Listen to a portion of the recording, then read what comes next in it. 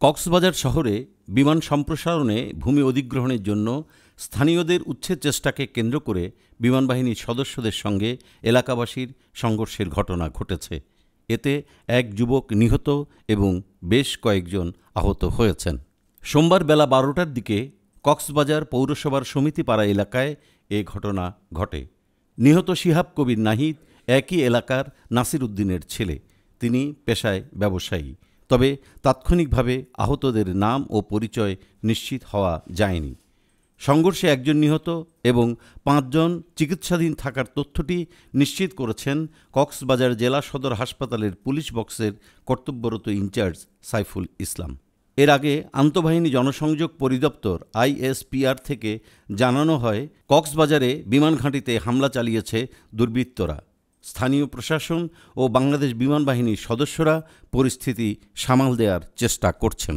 সোমবার দুপুরে বিমানবন্দর সম্প্রসারণে ভূমি অধিগ্রহণের জন্য এলাকাবাসীকে অন্যত্র সরিয়ে নিতে জেলা প্রশাসন কার্যালয়ে বিমানবাহিনীর সংশ্লিষ্ট কর্মকর্তারা এবং এলাকাবাসীর প্রতিনিধিদের বৈঠক নির্ধারিত ছিল।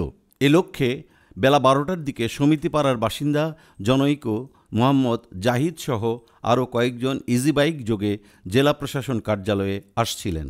তাদের বহনকারী গাড়িটি ডায়াবেটিক পয়েন্ট এলাকার বিমানবাহিনীর চেকপোস্টে পৌঁছালে থামানো হয়।